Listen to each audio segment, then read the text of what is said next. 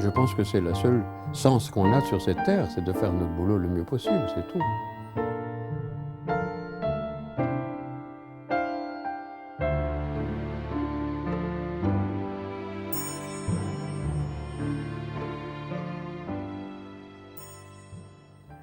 Oui, les débuts de la peinture, vous savez, ça commence très tôt, quoi. J'ai toujours dessiné en étant gamin. Et là, par exemple, je vous montre les premiers boulots que je faisais en France, donc, et puis avant d'aller en Suisse, j'avais 14 ans. C'était des aquarelles, ça c'est une gouache. Elle date de 47, oui, 14, 15 ans.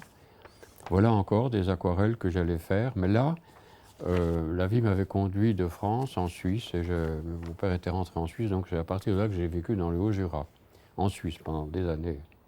Il se passe quelque chose, c'est que j'ai eu la bourse fédérale suisse, c'est-à-dire que c'était quand même un prix important, et avec ça, je vais partir en Grèce. Et la Grèce m'attirait beaucoup, la Grèce classique surtout, et je vais passer tout un périple en Grèce assez, je dirais, mystique quelque part. Ça va tout de suite passer, on le voit ici, à presque de l'abstraction. Et puis alors, je serais aussi intéressé à l'époque dans les années 59-60, par l'action painting américaine, enfin les grands peintres américains de l'époque, et puis ensuite à l'abstraction lyrique. Et ça, alors, les peintures ici deviennent complètement abstraites. Et c'est à ce moment-là que j'ai une galerie qui va tout m'acheter. Au début, on est content parce que on vivait un peu, c'était dur, quoi, matériellement, et tout d'un coup, on a du fric et tout. Seulement, vite, je vois que c'est terrifiant d'être dans une galerie parce que la galerie vous impose de faire des choses. Il voulait même faire un contrat d'exclusivité. Et je ne savais pas comment sortir de ce guêpier parce que je deviens un fabricant d'objets, il fallait en faire. On n'a plus le temps d'évoluer, de finir une toile, surtout moi qui reprends souvent les toiles très longtemps. Et puis voilà, le destin va m'amener en Iran et me faire heureusement quitter la pression, n'est-ce pas, de la galerie, parce que dès que je serai en Iran, j'ai été par hasard pour un mois de vacances et on m'a proposé tout de suite de rester. Et donc, je vais aller là-bas et je vais monter la faculté des Beaux-Arts avec d'autres gens et puis je vais rester 20 ans à enseigner là. Au début de l'Iran, bien sûr, je continue un peu sur la lancée de la peinture abstraite que je faisais, tout ça, quoi. Alors, ce que je n'avais pas encore dit, c'est que depuis 1956, eh bien, je m'étais fortuitement d'abord, et puis après, je me suis intéressé à l'astrologie à cause de différents événements de ma vie, et j'ai commencé d'étudier l'astrologie à fond. D'une part, le ciel astrologique, essayer de transposer avec les moyens plastiques le champ énergétique du ciel. Et il y aura d'autre part, ça c'est la première toile que j'ai faite de peinture astrologique, de tentative de peinture astrologique. Et puis le ciel aussi visible, c'est-à-dire les étoiles, enfin une traduction, la Voie lactée avec les planètes, les étoiles, c'est-à-dire peindre le ciel visible, quoi. Alors oui, là j'ai quelques reproductions, enfin quelques photos de l'importance que j'ai donnée aussi parallèlement. Il y avait les déserts, il y avait les personnages, les portraits, tout ça. Et puis il y avait les maîtres soufis. Parce que ces gens-là, là, c'était la recherche de l'intériorisation d'un homme, vraiment toute sa construction intérieure, sa spiritualité, bien entendu. Donc je travaillerai beaucoup avec ces hommes-là pendant une quinzaine d'années, quoi. Le soufisme, c'est l'ésotérisme de l'islam. Mais vous retrouvez le même ésotérisme partout, que ce soit en Inde, que ce soit en Orient, que ce soit en Chine, que ce soit chez les chamans, c'est la même chose. Simplement, c'est la forme qui change. Parallèlement, j'avais connu les quelques grands musiciens traditionnels et authentiques qui restaient en Iran, parce que la musique en Iran se dégradait par tout ce qui venait d'Amérique et de toute la télé et tout le bassingue. Et il n'y avait plus beaucoup de monde qui s'intéressait vraiment à ce qu'avait de ça comme capacité cette musique, qui est une musique soufie la plupart du temps, et qui avait des vertus et des capacités formidables de thérapie. C'est-à-dire que mes amis musiciens allaient soigner les gens. En jouant 1 heure devant quelqu'un qui avait 42 fièvres, il est plus de fièvre. Pour moi, occidental, c'était terriblement ahurissant. Enfin, j'étais complètement soufflé. J'ai découvert en Inde, à l'université indienne, la chromothérapie, qui utilisait plutôt les tapis, d'ailleurs, et les couleurs des tapis pour soigner les gens. J'ai commencé à me dire, mais alors, qu'est-ce que je fais en peinture? Ça m'a obligé de repenser tout ce qu'était peindre, qui jusqu'alors, j'étais encore très lié aux modes, au isme, vous savez, qui se trouvait dans la peinture occidentale. Et ça m'a demandé de repenser tout et de regarder les choses et essayer d'en tirer leur quintessence, comme ça.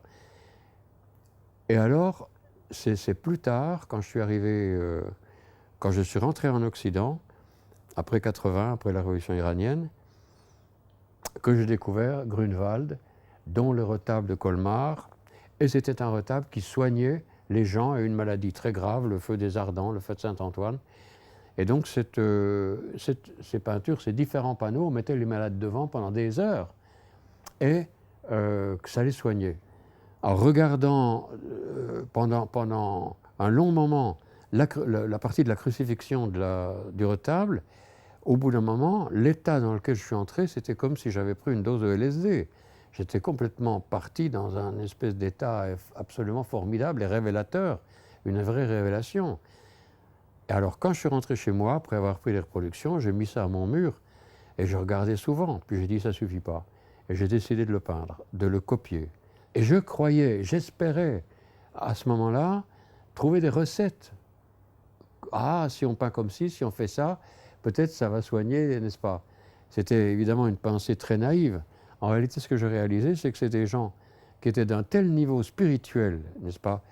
Tellement ils avaient réalisé en l'humain, dans son contexte le plus vaste ou le plus éveillé, que tout ce qu'ils faisaient, c'était comme ça. Donc quand vous regardez l'étoile, vous êtes pris dans le champ. Ça vous réorganise vous-même à travers votre vision, à travers ce que vous ressentez, ça vous remet en place. J'ai compris qu'il n'y avait pas de recette extérieure, mais que c'était thérapeutique de la même manière que quand vous restez des heures avec un maître, il vous transforme parce qu'il vous transmet quelque chose.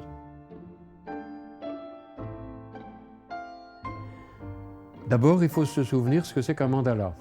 Un mandala est en général une peinture religieuse, surtout en Orient, un endroit de concentration. C'est un condensé de quelque chose qui se base sur toutes les idées ésotériques de la religion, des rites. Et donc, on est censé l'utiliser pour se concentrer et pour méditer et pour en recevoir l'énergie. J'ai été amené à réaliser que peindre, ça voulait dire créer un champ énergétique quelque part qui devait avoir un effet sur nous. Pas seulement regarder si c'est joli par rapport à notre ego conscient, mais que ça a un effet sur aussi notre inconscient. Comme la musique peut l'avoir, ou bien quand vous avez une toile devant vos yeux tous les jours, elle ne peut pas ne pas avoir un effet sur vous. Eh bien, je suis arrivé à penser que si j'utilisais le thème astral de quelqu'un, c'était son lieu de rechargement énergétique par rapport à son rapport au ciel, et que je pouvais faire de ça un mandala. Ce serait un mandala personnalisé, c'est-à-dire qu'il pourrait, en regardant son thème, ou quand le thème le regarde, il pourrait se rebrancher, comme vous branchez n'importe quoi sur une charge électrique, n'est-ce pas, pour pouvoir recevoir l'énergie de ce thème. Pour faire ce mandala, je commence avec, évidemment, en montant le thème astral de la personne, le moment exactement où il est né et tout ça, la position des planètes et tout, des maisons, et même j'y ajoute les étoiles du ciel lointain. Je pars de l'idée du cercle, hein. L'idée du cercle céleste, quoi. Et comme un thème, je vais placer quand même la position des planètes où elles se trouvent par rapport à son thème. Faire un mandala, n'est-ce pas, d'une personne, c'est en fin de compte traduire le champ énergétique du ciel avec les moyens de la peinture, et c'est en fin de compte comme le portrait énergétique de la personne, sur lequel elle peut s'appuyer et se recharger.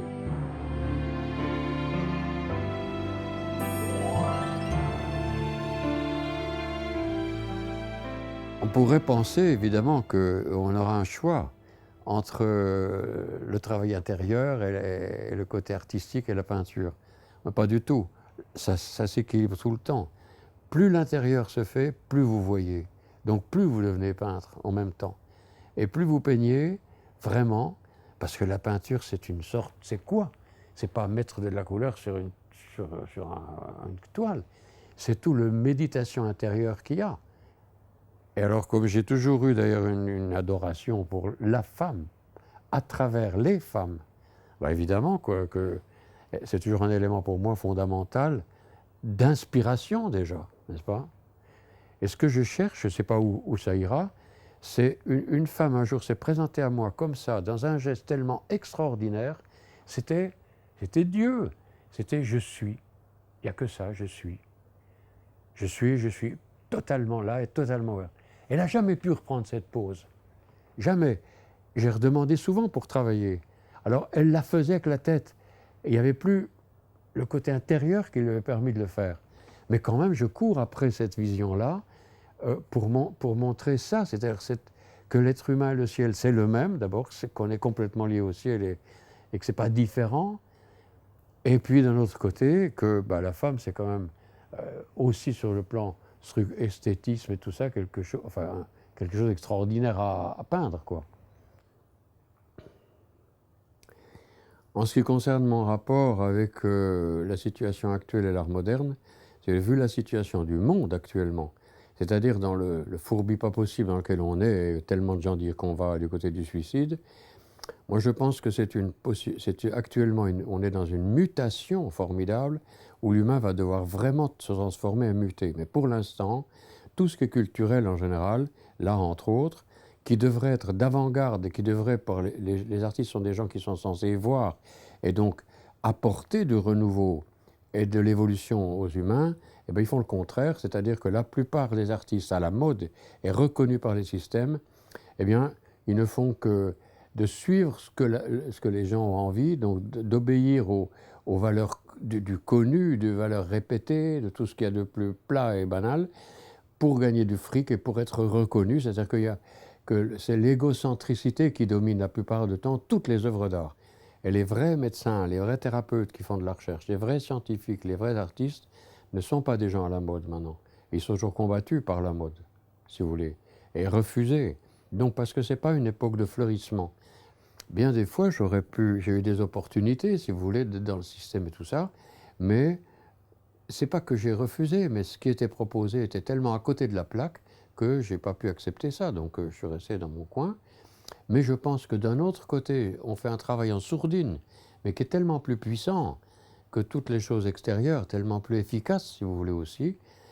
Et attention, c'est que j'ai peut-être pas les facilités de tout le monde où les gens croient être heureux parce qu'ils ont 4 sous de plus, mais intérieurement, l'état d'adoration dans lequel on arrive de la vie, l'état de contemplation constante que j'ai dans n'importe quoi que je vois, c'est tellement inimaginable que je ne pourrais jamais avoir ça si j'étais dans la mode, si vous voulez, si mon esprit se trafiquait là-dedans, quoi.